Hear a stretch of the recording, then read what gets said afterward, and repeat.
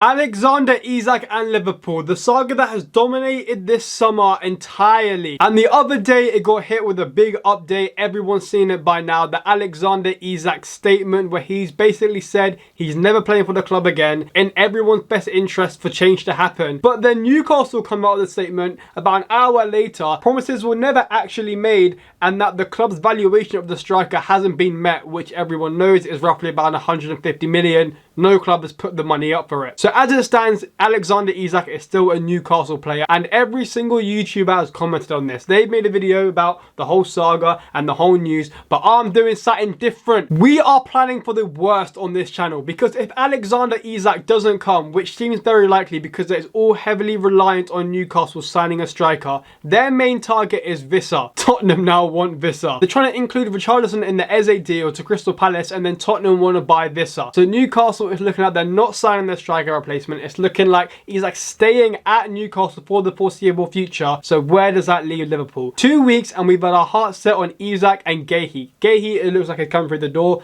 That's calm. Isak is looking like no more. So we have to plan for the worst. If Alexander Isak does not wear Liverpool by the end of the transfer window, we are in major problems, because we need to spend that money on attackers. Because let's look at our attackers right now. You got the three that started on the weekend: Gakpo, Ekitike, Salah. Let's look at the depth, shall we? Chiesa, that's it.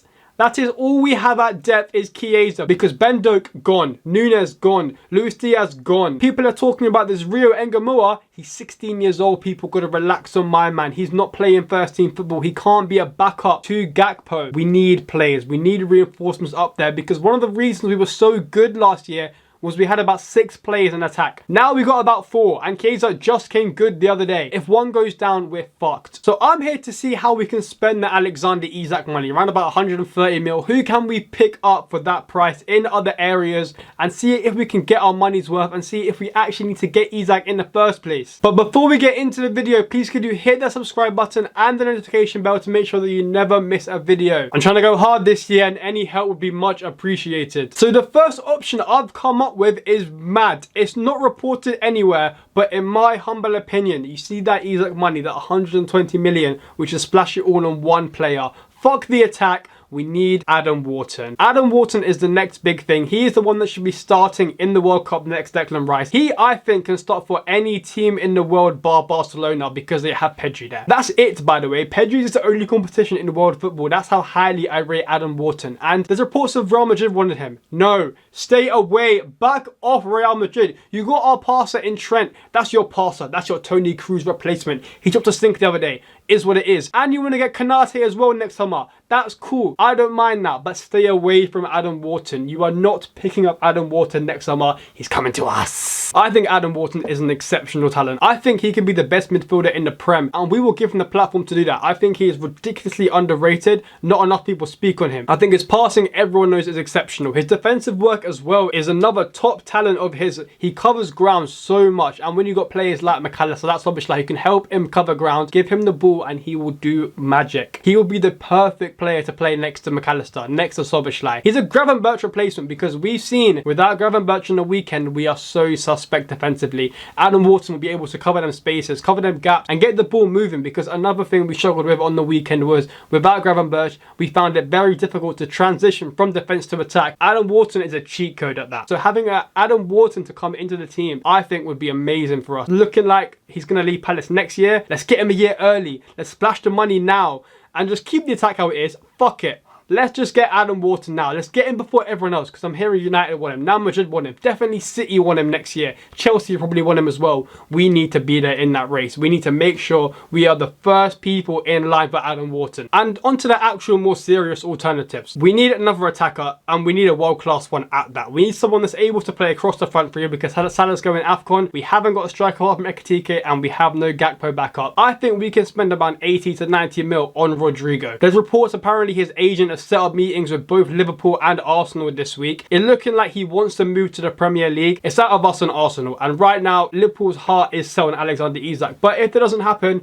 I feel like we should move to Rodrigo. 2 times Champions League winner, predominantly off the left, can fill it up front as well, can obviously play on the right. Having that in your front three is exceptional. It allows so many more combinations, players to rest. Remember, we're in 4 competitions this year. Players are going to get game time. That's cool. If you're a bench option, you'll be starting a lot of games no matter what anyway. Having Rodrigo to come in as our main left winger and then having Gakpo as the backup who can also kind of play up front as well, I feel will be okay in that regard for not having Isak or not having another striker at the club, because other players can fill in there. Wirtz can play false 9 if he really wants to as well. I think Rodrigo will be an exceptional player. I think having him in our attack will make us so unpredictable, because Gakpo, as much as he is very good, very predictable, he knows what he's going to do. He's going to cut into that right and shoot or chip it back post. Rodrigo, he's either going to go down the line, cut inside, twist a man up, shoot from distance, dribble into the box. You don't know what he's going to do. He is magic with the football. He is one of the last few Jogo Bonito Brazilians that we're seeing today. To get him into the Prem, cool, it may take an adaptation period, but I think he will come with world-class quality,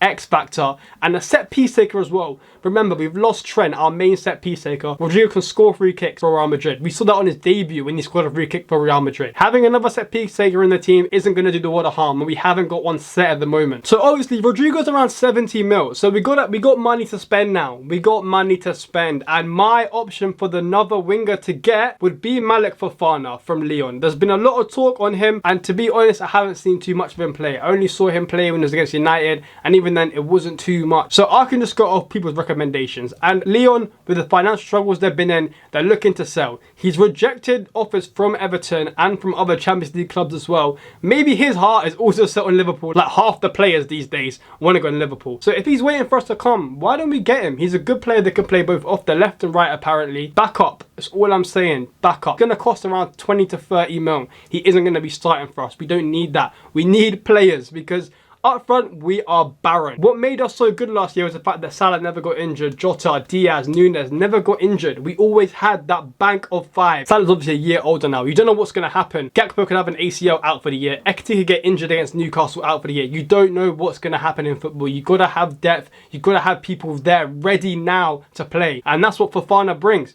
He brings Champions League quality. He's played in Europe before. He knows the pressure of being at a big club, because let's be honest, Lyon is no small club, even in France. I think he'll be good for us. Well, I don't think he'll be good for us. Actually, I have no idea if he'll be good for us. But from what people are saying, he looks quick, he looks fast, he's got decent pace on FIFA, got 5-star skills, 5-star weak foot. Don't mind it. Looking like a good little player to have in your FIFA squad. In real life though, I ain't got no clue. But if we can get him and Rodrigo for the price of Isak, take it. I wouldn't mind it at all. But I think the main issue with not getting Isak is that we only have one striker in the squad. You've seen over the 2 games we played this year, the Community Shield and against Bournemouth, when Ekitike comes off, we have no attack. Not to say Salah isn't great, not to say Gakpo is not great, or Wirtz or Szoboszlai, but we haven't got a focal point at attack that we can literally look to hold the ball up and bring Salah, Wirtz, Gakpo, Szoboszlai into play. We haven't got that when Ekitike goes off the pitch. We need a focal point up front, and we can't put Gakpo up there, because then who are we going to play on the left wing? The 17-year-old. Like, we need depth. It's crazy. I think we need a striker. That is the main thing.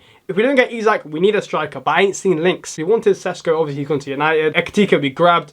Isak, I don't know. I don't know what's happening with Isak. Are we going to get him or not? I have no clue. But what I do know is that this video has ended. So I hope you enjoyed. Let me know if you think the replacements are good enough. Obviously, Adam Watson, I'm taking the piss. But Rodrigo, Fofana, anyone else in world football you think can come to Liverpool in 14 days. Because we got to get signings. We've got 2 weeks left of the window. But that's all. Hope you enjoyed. Like, comment, subscribe, all of that. I'll see you in a bit, and love.